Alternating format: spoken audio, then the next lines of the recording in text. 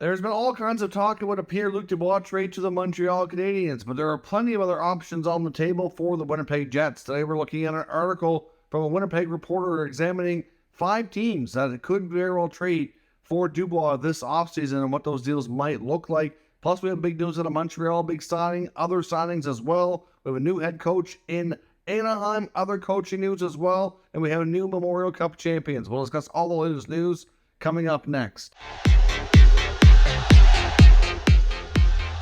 So welcome back to another video here at Top Shelf Hockey. As I mentioned, we have a lot to cover in today's video, so let's dive right in and get started. In case you missed the news earlier, the Montreal Canadiens have come to terms on an 8-year contract extension with young forward Cole Caufield. There is a dedicated video on the channel if you want a little bit more of an in-depth analysis on the contract and my opinions on how everything worked out there. It'll be linked in the YouTube cards up in the top corner of the video here. However, just a couple more details that emerged after the video was made on the contract details.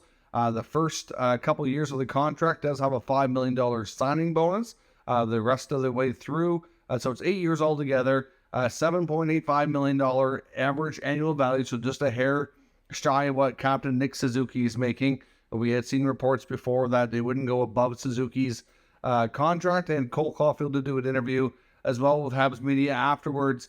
And it was asked about that, and he said that he and Suzuki had talked and was totally fine with everything. And to be honest, he said there was still a lot of money, and he just loves being in Montreal, wants to win, and wants to do it with Suzuki and his teammates. So at the end of the day, that's what was most important to him. So that all sounds great. To be honest, I think this is going to be a great deal for Montreal, a real solid deal based on his potential that he showed. And the main thing for Cole Caufield, I think, is to stay healthy. He's had a few injuries in his young career, and hopefully he can avoid that and get into more games moving forward. He was also given a modified no trade for the final 3 years of the contract. Of course, NHL players do not qualify to have any trade protection in their contracts until they're of UFA age. So obviously with this contract, the Canadiens do buy up 1 year of RFA status, another 3 years of RFA with arbitration status, and then 3 years of unrestricted free agency. So in year 6 of the contract is when Caufield could have been an unrestricted free agent. So for year 6, 7, 8, he does have a modified no trade in there with a number of teams changing from year to year. So overall, it's a great deal for the Habs. You can check out my other video if you want a little bit more in-depth analysis. We have other signings today, including 2 with Tampa. The Tampa Bay Lightning have re-signed Sean Day, a defenseman who's been with them for a couple of years now, mostly playing in their American Hockey League system. Signs a 1-year, 2-way contract extension. And the Lightning have also signed Waltteri Muriel, who is a 24-year-old Finnish unrestricted free agent, right winger. He gets a 1-year entry-level contract, so obviously one of those European UFAs coming over as a low-risk, potentially high reward. We'll see if it works out. Obviously, we know teams like Tampa and many other teams around the league are tight up against the cap, and if they can find players to come in, especially, these guys down in Europe that are, coming over on cheap contracts for 1 or 2 years. If it works out, it could be a real help to their system and to their cap situation. And if it doesn't work out, he's a player who can be sent down to their minor league affiliate, and they're really not going to be a huge risk to the system. So overall, another interesting signing there. The Coyotes have also signed another European free agent. This one's a little bit older, a left shot defenseman, Patrick Koch, I guess it's probably pronounced Koch. Is a Czech player, 26 years old, and playing in the Czech league. He'll come over on a 1-year deal with the Arizona Coyotes next season. So on to some coaching news.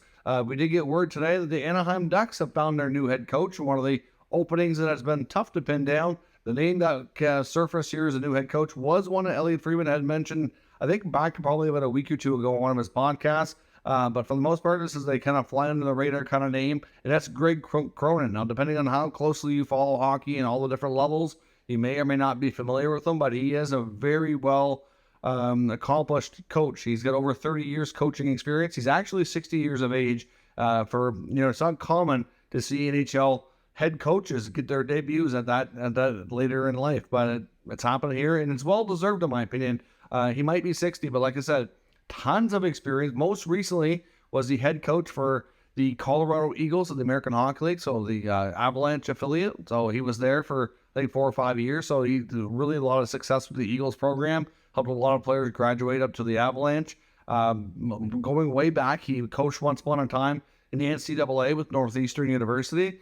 Even before that, he was the co-founder, actually, of the United States National Team Development Program back in the 90s. So he certainly played a pivotal role with USA Hockey, coached in the NCAA. He coached at the American Hockey League as a head coach. He's been on the NHL benches a couple of different times as an assistant coach. He's worked with the Islanders on multiple occasions, including a stint as their head coach at Bridgeport and on their NHL bench as an assistant. He was also an assistant as well with the Toronto Maple Leafs back about a decade ago for about 3 years as well. So he's done it all, really. Like I said, he's coached NCAA, he's coached USA Hockey, American Hockey League, NHL assistant. He's been around the block a few times. He's known to be really, really good with young players. He can be a tough and demanding coach, but for the most part, a very well-respected guy who just seems to be really good with young players. I know it's a situation that they have a really young team in Anaheim, and like I said, this is kind of a, flying under the radar kind of an approach by Pat Verbeek, the GM, and I think this could be a great hire. We'll see how things work out. Obviously, he replaces Dallas Eakins, who also actually has a pretty good reputation for being good with young players, but after a good stretch there of not seeing a ton of success, but obviously it's a rebuilding team. I don't think that the results are really on Dallas Eakins.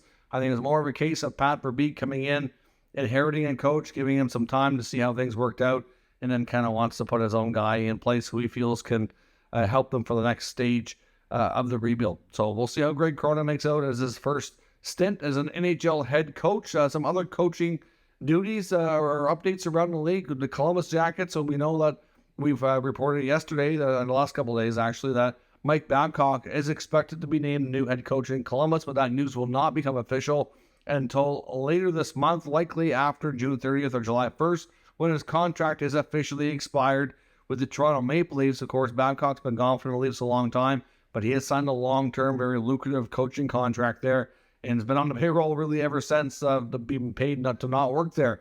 Elliot Friedman talked about that today on the Jeff Merrick show, saying that really is the reason, is that because the contract was such a high-paying, lucrative deal, that even though there's only a month left, there's actually a fair bit of cash on the table, and just makes it easier for all parties involved just to let that expire before they officially get him signed up and on the books as the new Blue Jackets head coach. And it's believed, based on rumors around the league, that it's likely going to be a 4-year contract. So we're curious to see how things work out for Mike Babcock after some of the controversy he faced after leaving Toronto. Update out of Pittsburgh as well. Elliot Friedman also talked about this in his latest podcast, which I meant to actually mention this yesterday, because we did talk about the speculation about there maybe being some tampering between Dubas and Fenway Sports Group while he was technically still employed with the Maple Leafs. We know that Kyle Dubas obviously got a pretty lucrative offer in Pittsburgh, which explains why a lot of people think that, which is why he was playing hardball and went back to Shanahan, and the Leafs said, listen, I still want to be GM. I'm confirming with you I want to come back, but I'd like these terms changed in my contract. I want more money, basically, and more autonomy. And a lot of people say, well, he must have known he was going to get that in Pittsburgh. It was basically saying, match the offer or I'm gone.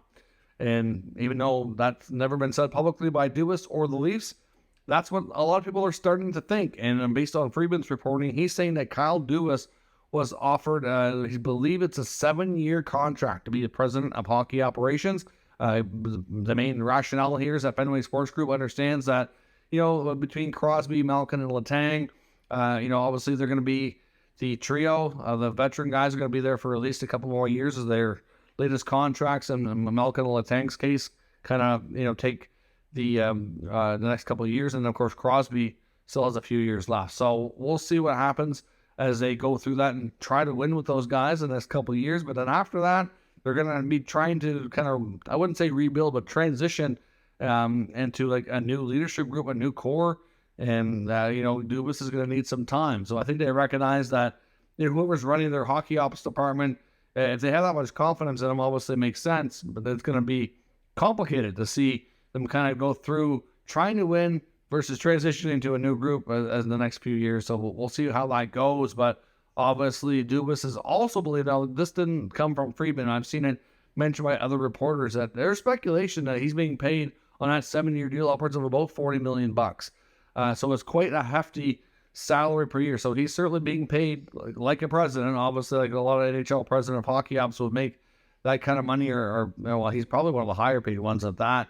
So it's a pretty lucrative offer. So there's no doubt he was playing hardball with the Leafs. So at least that's certainly how things look. But we'll see how things look. Now, the Memorial Cup was awarded last night. So that is officially wrapped up. The Quebec Remparts are your 2023 Memorial Cup champions, claiming Canadian junior hockey supremacy with a big 5-0 win over the Seattle Thunderbirds, who many thought might be the favorites to win the Memorial Cup after they really stocked up with a lot of talent at the trade deadline. They added a lot of players there to really put themselves over the top. They had a heck of a team led by goalie Thomas Milic. Of course, they added Dylan Gunter as well. Luke Prokop came over, and they already had a good group there to begin with. So certainly the Thunderbirds fall short. Obviously, the American-based teams haven't had as much success in winning. So we'll see. The Memorial Cup's actually going to be hosted on American soil next year. So I'll be curious to see how things work out in that regard. But certainly the Remparts and Patrick Waugh, the head coach, GM, and part owner of the franchise, gets to go out on top here. Waugh had made it known before this was going to be his last season behind the bench. He very well still may have a role at the Remparts, depending on if he finds NHL work or not. But at the very least, it sounds like he's going to be getting a new coach to take over for next season. So the Remparts obviously fell a little bit short last year, falling in the conference finals and the Quebec League playoff championships. But they got the job done this year. Columbus Blue Jacket prospect James Malatesta was not only the Quebec League MVP, but went on to be the Memorial Cup MVP as well. He was certainly a later round pick, but I tell you, this guy has turned into quite a gamer and quite a special player. I think Jackets fans should be quite excited for what he's going to bring to their franchise. I'm not sure exactly how quickly he'll make the NHL, but in the next year or two, as he makes the jump, I would suspect that you're going to see a player that can be, I don't know, I think you could almost kind of compare him a little bit to like, he's not going to be Brad Marchand, but that type of player. He's the kind of player who's got a ton of skill, but he can also play physical and really get on your nerves. And that's why I compare him to him. He's not exactly, like I said, Marchand has obviously had a heck of a career, some big shoes to fill, so I don't want to get people thinking he's going to be Marchand 2.0, but I think he has the potential to be that type of player. Like he's, like I said, he's kind of a power forward in a sense, but he's more of a, I don't know if you can really call him that, but he's a gamer. He gets the big goals and comes big when it matters the most. So I think Jackets fans should be quite excited. Now, as far as Patrick Waugh goes, a lot of speculation on his future. Obviously, some of the NHL head coaching gigs are kind of filling up here now. There's not many left. Calgary is still not decided on theirs. They're going to be going for round 2 of their hiring phase right now, trying to find their next head coach. It's believed to be down to about 4 coaching candidates there, and Patrick Waugh is not believed to be in that mix. I believe 2 or 3 of the internal candidates with the Flames probably have your best odds, but speculation is they're going to go with a newer coach, probably going to be a first-time head coaching experience kind of person, or maybe somebody with one, a little bit of brief experience, perhaps. But either way, a younger, progressive, newer coach to the NHL, at least at the head coaching ranks, will be what they're going to go with. So that leaves the Rangers as being one of the few opportunities left. And Molly Walker, even though Waugh has been connected to this team, Molly Walker of the New York Post confirmed earlier today that Patrick Waugh is not going to be a candidate with the Rangers. They do not plan to speak with him. So it's believed that they're still down to most likely Hines, who was just let go in Nashville, or Laviolette, of course, who came from Washington. But obviously, Chris Drury can't be that excited about either of these candidates if he's taking this much time.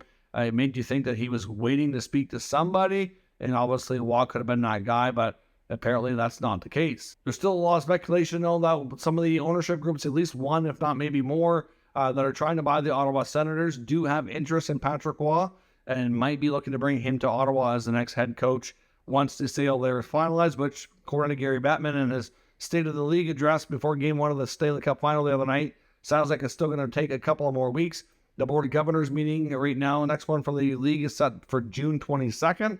I would suspect the plan here is to have everything wrapped up, a new leader, one announced, so they can go to the Board of Governors with that candidate before that meeting. It would be, but still after they announce the preferred bidder, it's still looking at 60 days or a little bit better before the sale will be fully finalized and closed. But at least we'll have an idea of who that group is in what their vision for the franchise is going to be. We also got word as well as Zach Fucale, of course, former Quebec Rempart himself, currently with the Washington Capitals organization as like a number 3 goalie or in the system, number 3-4 goalie. Has been playing with the Hershey Bears in their playoff run, which is not over yet. It's been confirmed by a KHL source that he's going to be signing with Tractor and heading to the KHL for next year. They can't make it official yet where he's technically still playing. His contract with the Capitals doesn't expire till the end of the month. So right around July 1, expect the official announcement to come that Zach Fucale is leaving North America and the NHL to head over and play in the KHL. Now, as I mentioned, Pierre-Luc Dubois has been a heavy topic of conversation when it comes to trades we're going to see in this offseason. I think it's quite likely that the Jets have to move him. I mean, barring a change of heart from Dubois and agreeing on a long-term deal with Winnipeg, which I would assume the Jets will probably still take a stab at it to see if he has had a change, because clearly I think they could see him being a big part of the future, but it doesn't seem like that was really what he was interested in. He made it pretty clear last offseason between what he had said as well as his agent that Montreal is where their heart is long-term. So certainly if he's going to push his way to Montreal, then it could happen as a trade this offseason, which has been heavily discussed. We know that.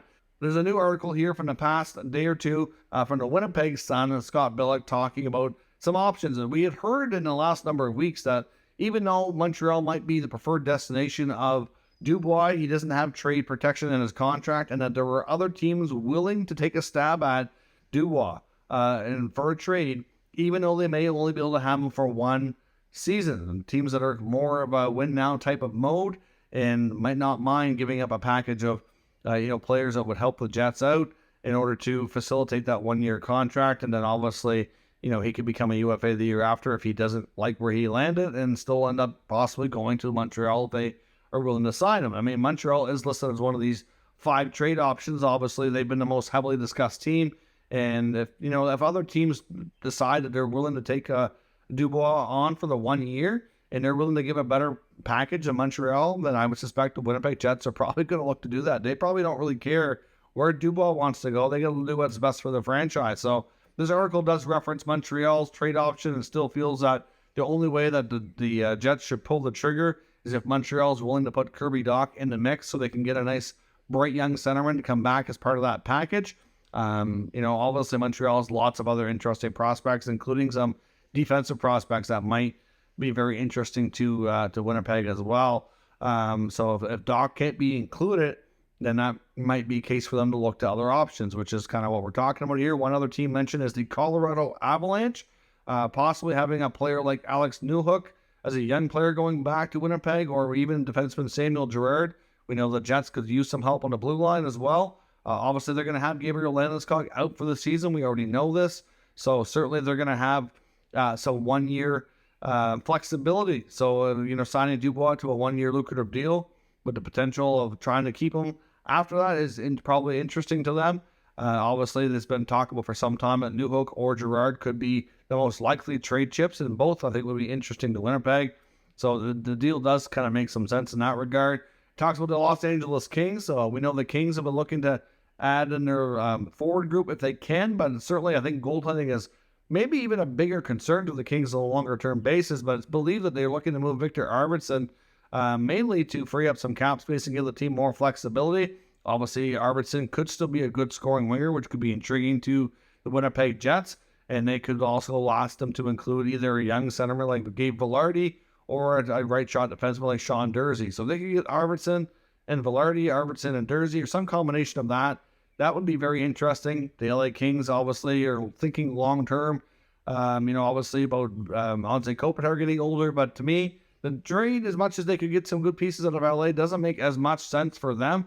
I could understand if they thought Kopitar was going to be out, or if Kopitar wasn't coming back or something like that, but they have Kopitar, they have Danault. I'm not really sure that that's the best landing spot. I see LA focusing more on goaltending. The Boston Bruins are another team that's been mentioned, which makes a ton of sense as well, given the fact of Bergeron and Krejci, both UFAs, and no idea if either are coming back. There's a possibility they could both retire. So obviously, Dubois could be a big help there. The article suggests Brandon Carlo could be a big piece coming back to help out with the Jets blue line, big right shot defenseman. I mean, that would be a pretty good return. It also references maybe Pavel Zacha, but I don't see that happening. Zacha did have a career year last year. I'm not sure that Zacha would be able to duplicate that with a lot of other teams. It was just a good fit there. And to be honest, I don't know if they're going to want to trade Zacha anyways. Think about it for a second here. We got Bergeron and Krejci with uncertainty. If they don't return and then Zacha gets traded for Dubois, sure, they got Dubois, but if they would rather have Dubois and Zacha be their top two centermen, that to me makes a lot more sense. So we'll see where that goes. But Boston could be another destination as well. And of course, the New York Rangers. We know the Rangers were a team that had Stanley Cup aspirations and fell short in the first round to the Devils this year. Obviously not ideal. Now, will the Rangers want to do something this aggressive and give up some young assets for 1 year of Dubois? It's certainly interesting. It references a possibility of Vinny Heinola being included with Dubois to give them a young defenseman going back in exchange for Braden Schneider, possibly Philip Hedl. It's an interesting combination. I mean, for starters, it talks about on the blue line that K'Andre Miller would be a good target as well, especially where he needs a new contract. But the author here doesn't think that the Rangers would want to trade Miller. And if they had to pick between Schneider and Miller, they'd probably pick Schneider to trade. He's still only 21, final year of his ELC. I don't know that the Rangers really would want to trade Braden Schneider, to be completely honest. It's an interesting concept. From a Winnipeg perspective, they get a centerman in Hedl. He's not necessarily going to be a number one center, but he could be a number two if he continues to improve like he has. And Steiner would be a great help to the blue line. Big right shot defenseman. But some people see him as being a longer term replacement for Jacob Trouba, and I do agree with that. Personally, I think Jacob Trouba is a bit overpaid for what he brings. He does play a big role there for sure. There's no doubt. But he got his contract after being a 50-point defenseman at the end of his time at Winnipeg before that trade. I think offensively speaking, it's not been quite, the same level when he's been in New York. So we'll see. All of those big hits are impactful. They don't typically generate the big contracts to go with it. But we'll see. Out of these options between the Habs, the Avalanche, the Rangers, the Kings, or the Bruins, what do you see as being the most likely landing spot for Dubois this offseason? Will the Winnipeg Jets deal him to Montreal like a lot of people expect, and he'll sign long-term, and the Dubois craziness will be over with and he'll be settled long-term? Or is he going to get traded to a team who might give a better offer than Montreal, even if it's just for 1 year to go for it, and then we could end up with this whole Dubois silliness again the year after, finally trying to find his way to the Habs organization. So let me know what you think is the best option or what's most likely to happen. Down in the comments, we'll discuss further. If you're new to the channel, make sure you subscribe and stick around. We'll keep you up to date with the latest news, rumors, and analysis of all 32 NHL teams. Thank you for watching, and I'll catch you next time.